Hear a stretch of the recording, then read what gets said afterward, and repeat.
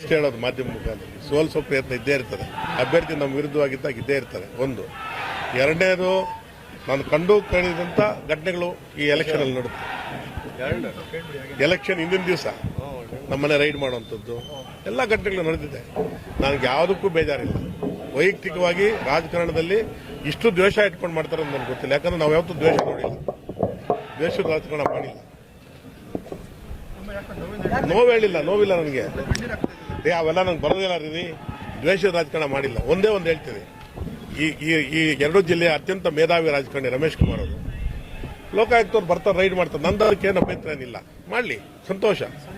ಒಂದು ನಿಮಿಷ sir, ride ಮಾಡಲಿ, ಸಂತೋಷ. ನಾನೇನು ಅದಕ್ಕೇನು ವಿರೋಧ ಏನಿಲ್ಲ. ಯಾಕಂದ್ರೆ ಕಾನೂನು. ಯಾರಾದ್ರು ಆ ಇನ್ಸ್ಪೆಕ್ಟರ್ಗೆ 10 ರಿಂದ 12 ಸರಿ ಫೋನ್ ಮಾಡ್ತಾರೆ. ನಾನಿಲ್ಲಪ್ಪ, ನಮ್ಮ ಮನೆಯವರು ಇರ್ತಾರ್ರಿ. 10 ರಿಂದ 12 ಸರಿ ಫೋನ್ ಮಾಡ್ತಾರೆ. ರಮೇಶ್ ಕುಮಾರೇ ಅದರಲ್ಲಿ ಮುಚ್ಚು ಮರೇನು ಹಂಗೆಲ್ಲ. ಇನ್ನೇನು ಸಿಗ್ತದೆ ನೋಡಿ, ಇಲ್ಲೇನು ಇನ್ನೆಲ್ಲಿ ಸಿಗ್ತದೆ, ಇನ್ನೊಂದು ಸಿಗ್ತದೆ. SN ರೆಸಾರ್ಟ್ ಅಲ್ಲಿ ಅವ್ರ ಮನೆ ಇದೆ. ಆರ್.ಎಂ. ಗೋಲ್ಡನ್ ಸಿಟಿ ಅನ್ನೋದು ಗೊತ್ತಿದೆ, SN ರೆಸಾರ್ಟ್ ಅಂತಾರೆ. ನಾನು ಹೇಳೋದು ಇಷ್ಟೇ, ರಮೇಶ್ ಕುಮಾರ್ಗೆ ಅತ್ಯಂತ ಹಿರಿಯ ರಾಜಕಾರಣಿ. ಅರ್ಥ ಆಯ್ತಾ? ಅಂಥವ್ರ ಕಡೆಯಿಂದ ಇಂಥದ್ದು ನಾನು ಎಕ್ಸ್ಪೆಕ್ಟ್ ಮಾಡಿರಲಿಲ್ಲ. ನಮ್ಮ ಮನೆಯವ್ರು ಹೇಳ್ತಾರೆ, ಪಕ್ಕದಲ್ಲಿ ಕೇಳಿದ್ರು. ಯಾಕಂದ್ರೆ ನಮ್ಮ ಮನೆಯವ್ರು ಯಾವತ್ತು ಬೀದಿಗೆ ಬಂದು ಏನೋ ಕೋಲಾರ ನೋಡಿಲ್ಲ. ನಮ್ಮ ಮನೆಯವರು 10 ಸರಿ ಫೋನ್ ಮಾಡ್ತಾರೆ. ನನಗದು ಗೊತ್ತಿಲ್ಲ. 10 ಸರಿ ಫೋನ್ ಮಾಡ್ತಾರೆ. ಇನ್ನೇನು ಸಿಗಲ್ವೇನ್ರಿ? 1 ಲಕ್ಷನ ಸಿಗಲ್. ನಾವು ರೈತಪ್ಪ, ನಮ್ಮನೇಲಿ ಇರ್ತದೆ. ಒಂದು ನಿಮಿಷ ಸರ್, ಅದು ನಾನು ಅದನ್ನ ಹೇಳಕ್ ಹೋಗಲ್ಲ. ನಾನು ಯಾವ್ದನ್ನ ಹೇಳಕ್ ಹೋಗಿ ಕಾರಣ ಯಾಕಂದ್ರೆ ನಾನು ಇನ್ಸ್ಪೆಕ್ಟರ್ಗೆ 10 ಸರಿ ಫೋನ್ ಬರ್ತದೆ. ಎಷ್ಟು ಸರಿ?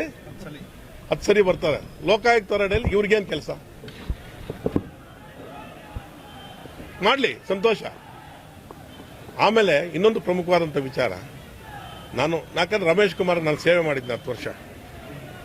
ಎಲೆಕ್ಷನ್ ಮಾಡಿದ್ದೀನಿ ನಾನು. ಸೋಲು ಗೆಲುವು ಯಾರಿಗೆ ಬೇಕಾದ್ರೂ ಇರ್ತದೆ.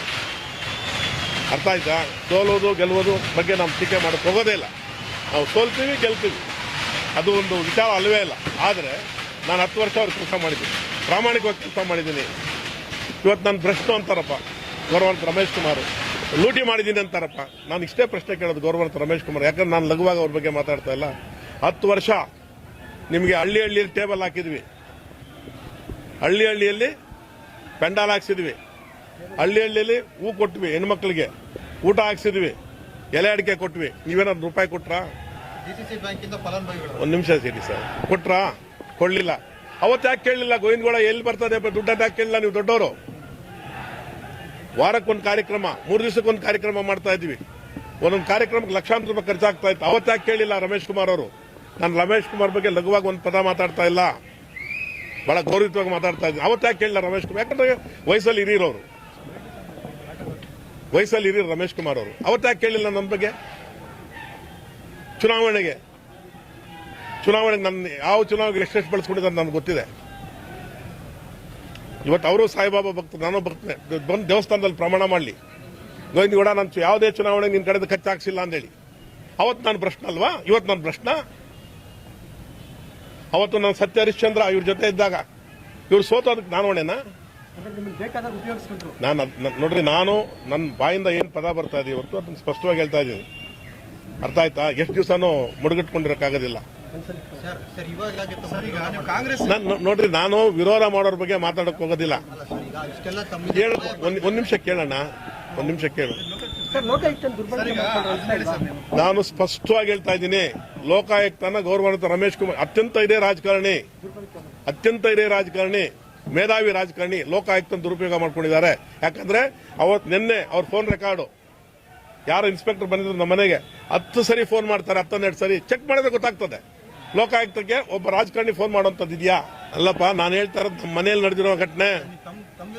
ಒಂದ್ ನಿಮಿಷ ಕೇಳ್ರಿ. ನಾನು ನಂಜೇಗೌಡರ ಬಗ್ಗೆನೂ ಮಾತಾಡ್ತಾ ಇಲ್ಲ, ಕೊತ್ತೂರು ಮಂಜುನಾಥ್ ಬಗ್ಗೆನೂ ಮಾತಾಡ್ತಾ ಇಲ್ಲ, ಸುಧಾಕರ್ ಬಗ್ಗೆನೂ ಮಾತಾಡ್ತಾ ಇಲ್ಲ. ನನಗೆ ಅವಶ್ಯಕತೆ ಇಲ್ಲ ಅವ್ರ ಬಗ್ಗೆ ಎಲ್ಲ ಮಾತಾಡೋದಕ್ಕೆ, ನನಗೆ ಅವಶ್ಯಕತೆ ಇಲ್ಲ. ಈಗ ಸುಧಾಕರ್ ಅವ್ರಿಗೆ ನಾನು ರಾಜಕೀಯವಾಗಿ ಏನು ಸಪೋರ್ಟ್ ಮಾಡಿಲ್ಲ, ನಾನೇನು ಅವ್ರು ಗೋಟ್ರಲ್ಲ. ನಂಜೇಗೌಡರಿಗೇನಲ್ಲ, ನಾನು ರಮೇಶ್ ಕುಮಾರ್ ಗೋಟ್ರು. ರಮೇಶ್ ಕುಮಾರ್ ಪ್ರಾಮಾಣಿಕವಾಗಿ ಕೆಲಸ ಮಾಡಿದ್ದೀನಿ. ಅರ್ಥ ಆಯ್ತಾ? ನಾನು ಅದನ್ನ ಅವ್ರನ್ನ ಕೇಳ್ಬೇಕು. ಒಂದ್ ನಿಮಿಷ ಕೇಳ್ರಿ, ಪದ ಬಳಕೆ.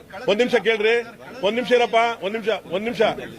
ಪದ ಬಳಕೆ ಇದೆಯಲ್ಲ, ಪದ ಬಳಕೆ. ಅವರು ತಾಯಿ ಹೊಟ್ಟೆಯಲ್ಲಿ ಹುಟ್ಟಿದ್ರು, ನಾನು ತಾಯಿ ಹೊಟ್ಟೆಯಲ್ಲಿ ಹುಟ್ಟಿರ್ತೀನಿ. ಅವ್ರ ಪದ ಬಳಕೆ ಯಾವ ರೀತಿ ಲಘುವಾಗಿ ಮಾತಾಡ್ತಾರೆ ನನ್ನಂದ್ರೆ ನಮ್ಮ ತಾಯಿ ಬಗ್ಗೆ ನಮ್ಗೆ ನೋವು ಅನ್ಸುತ್ತೇಳಿ ಎಲ್ಲಿ ಮಾತಾಡೋದು ಯಾವ ವ್ಯಕ್ತಿ ಎಲ್ಲ ನೋಡಪ್ಪ ಎಲ್ಲೆಲ್ಲಿ ಯಾರ್ಯಾರು ನಾನು ಯಾವತ್ತು ಏನು ಮಾತಾಡಕ್ ಹೋಗೋದಿಲ್ಲ. ಒಂದ್ ನಿಮಿಷ ಇರಪ್ಪ, ನಾನು ನಿಮ್ಮಂತಲ್ಲ ಸರ್, ಎಲ್ಲೆಲ್ಲಿ ಯಾರು ಹೋದಾಗ ಮಾತಾಡ್ಬೇಕಾದ್ರೆ ಅವರು ಒಬ್ಬ ತಾಯಿ ಹೊಟ್ಟೆಲ್ ಹುಟ್ಟಿರ್ತಾರಪ್ಪ, ನಾನು ಒಬ್ಬ ತಾಯಿ ಹೊಟ್ಟೆಲ್ ಹುಟ್ಟಿದ್ದೀನಿಲ್ವ. ನಮ್ಮ ತಾಯಿ ಬಗ್ಗೆ ಲಘುವಾಗಿ ಮಾತಾಡಿದಾಗ ನಮ್ಗೆ ಎಷ್ಟು ನೋವು ಅನಿಸ್ತದೆ. ಅವ್ರು ಮಾತಾಡಿಲ್ಲ ನಾನು ಬಹಿರಂಗ ಕ್ಷಮೆ ಕೇಳ್ತೀನಿ. ನನಗೇನು ಅವರಷ್ಟು ದೊಡ್ಡ ಮೇಧಾವಿ ಅಲ್ಲ, ನಾನು ರಮೇಶ್ ಕುಮಾರ್ ಅಷ್ಟು ದೊಡ್ಡ ಮೇಧಾವಿ ನಾನಲ್ಲ. ಗೋವಿಂದ ಗೌಡ ನಾನು ಮಾತಾಡಿಲ್ಲ ಅವ್ರ ತಾಯಿ ಬಗ್ಗೆ ಲಘುವಾಗಿ ಮಾತಾಡಿಲ್ಲ ಅಂದ್ರೆ ಆ ಪದಗಳು ನಾವು ಇಲ್ಲಿ ಹೇಳಕ್ಕಾಗೋದಿಲ್ಲ. ನಾನು ಬಹಿರಂಗವಾಗಿ ಕ್ಷಮೆ ಹಾರಿಸ್ತೀನಿ. ಅವ್ರ ತಾಯಿ ನಮ್ಮ ತಾಯಿ ಅಲ್ವಾ, ನಮ್ಮ ತಾಯಿ ಇವತ್ತಿಲ್ಲ. ನಾನು ಚುನಾವಣೆ ಗೆದ್ದು ಇವತ್ತು ಸೋಲ್ತೀವಿ, ನಾವು ಸರ್ ಚುನಾವಣೆ ಗೆಲ್ಲುವ ಬಗ್ಗೆ ನಾನು ಮಾತಾಡೋದಿಲ್ಲ ಸರ್. ಇವತ್ತು ನಾನು ನಂಜೇಗೌಡರ ಬಗ್ಗೆನೂ ಟೀಕೆ ಮಾಡಕ್ ಹೋಗೋದಿಲ್ಲ, ಕೊತ್ತೂರು ಮಂಜುನಾಥ್ ಬಗ್ಗೆ ಟೀಕೆ ಮಾಡಕ್ ಹೋಗಲ್ಲ, ಇವ್ರ ಬಗ್ಗೆನೂ ಟೀಕೆ ಮಾಡ, ಯಾರೋ ಸುಧಾಕರ್ ಬಗ್ಗೆ ನನಗೆ ಅವಶ್ಯಕತೆ ಇಲ್ಲ, ನನಗೆ ಅದ್ರ ಅವಶ್ಯಕತೆನೇ ಇಲ್ಲ ಸರ್. ನಾನು ಹೇಳೋದು ಕೇಳಿ ಸರ್, ಅಧ್ಯಕ್ಷರಾಗೋದು ಇನ್ನೊಂದು ಇಲ್ಲಿ ಸಬ್ಜೆಕ್ಟೇ ಅಲ್ಲ. ವೈಯಕ್ತಿಕವಾಗಿ ರಮೇಶ್ ಕುಮಾರ್ ಯಾವ ಮಟ್ಟಕ್ಕೆ ಟಾರ್ಗೆಟ್ ಮಾಡ್ತಾ ಇರೋದು. ಇವತ್ತು ಪೊಲೀಸರು ನನ್ನ ಕಾವಲು ಬರ್ತಾರೆ, SP ಹೇಳ್ತಾರೆ ಗೋವಿಂದ ಗೌಡರು ಅವ್ರಿಗೆ ತಟ್ಟಿದೆ ರಮೇಶ್ ಕುಮಾರ್ ಕಡೆಯಿಂದ ಇವತ್ತು ಜನಗಳು ಬಿಟ್ಟು ಹೊಡಿಸ್ತಾರೆ ಅಂದ್ಕೊಂಡು ಪೊಲೀಸರು ನನ್ನ ಕಾವಲಿದ್ದಾರೆ. ಅಲ್ಲಿ ನಾನು ಹೇಳಿದೆ ನನ್ನನ್ನು ಯಾರೋ ಹೊಡಿಯೋರು ಅಂದ್ರೆ ಇಲ್ಲ ಸರ್, ನಮ್ಗೆ ಇದು ಬಂದಿದೆ ಸರ್. ನಾನು ನೋಡ್ರಿ ರಾಜಕಾರಣ ನಾನು ಮಾತಾಡ್ತಾ ಇಲ್ಲ. ಒಂದ್ ನಿಮಿಷ ಅದ್ರ ಬಗ್ಗೆ ಇನ್ನೊಂದು ವೇದಿಕೆಯಲ್ಲಿ ಈಗ ಒಂದ್ ನಿಮಿಷ ಸರ್, ನಾನೀಗ ಕಾಂಗ್ರೆಸ್ ಬಗ್ಗೆ ಮಾತಾಡ್ತಾ, ನಿನ್ನೆ ಒಬ್ಬ ಪ್ರಮುಖವಾದಂತ ಮಾತಾಡಿದ್ದಾರೆ, ನಾನು ಕಾಂಗ್ರೆಸ್ ಅಲ್ಲ ಅಂತ. ಅದಕ್ಕೆ ನಾನು ಇನ್ನೊಂದ್ಸರಿ ಮಾತಾಡ್ತೀನಿ ಅದ್ರ ಬಗ್ಗೆ. ಇವತ್ತು ಅದು ಮಾತಾಡೋದು ಒಂದು ಇರಪ್ಪ ಒಂದು ನಾನು ಯಾಕೆ ಇವತ್ತು ಮಾತಾಡ್ತಾ ಇದ್ದೀನಿ ಅಂದ್ರೆ, ಒಂದ್ ನಿಮಿಷ ಕೇಳೋಣ, ನಾನು ಯಾಕೆ ನಾನು ಈ ಚುನಾವಣೆಯಲ್ಲಿ ಗೆದ್ದೆ ಅಂತ ಮಾತಾಡ್ತಾ ಇಲ್ಲ. ನಾನು ಸೋತು ಹೋಗಿದ್ರು ನನಗೇನು ಬೇಜಾರೇನಿಲ್ಲ, ನನಗೇನು ಬೇಜಾರಿಲ್ಲ ಸೋತು. ಆದ್ರೆ ರಮೇಶ್ ಕುಮಾರ್ ಜವಾಬ್ದಾರಿ ಅಂತ ಮನುಷ್ಯ ವೈಯಕ್ತಿಕವಾಗೇನ್ರಿ ಇವತ್ತು ನನ್ನ ಪ್ರಾಣ ತೆಗೆಯೋ ಮಟ್ಟಕ್ಕೆ ಬರ್ತಾನೆ ಇತ್ತು. ನನ್ನ ಪ್ರಾಣಕ್ಕೇನಾರು ಹಾನಿ ಆದ ನೇರವಾಗಿ ರಮೇಶ್ ಕುಮಾರೇ ಕಾರಣ.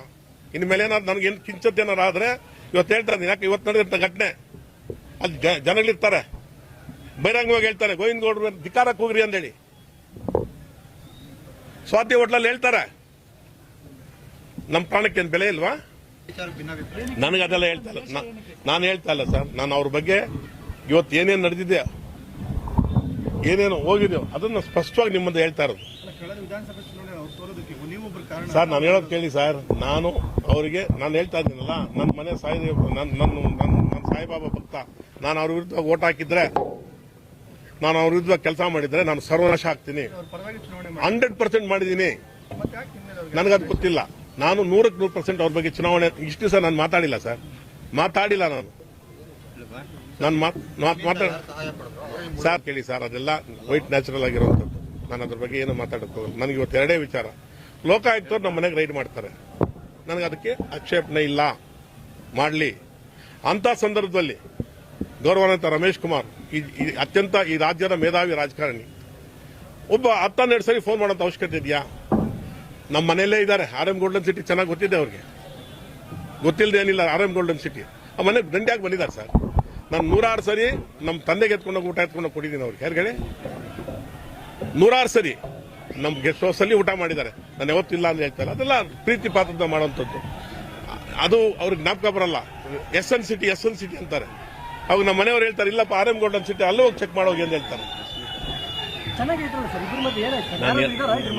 ನನಗೇನಪ್ಪ ಹೇಳಿ, ನನಗೆ ನೋವಿಂದ ಹೇಳ್ತಾ ಇದ್ದೀನಿ.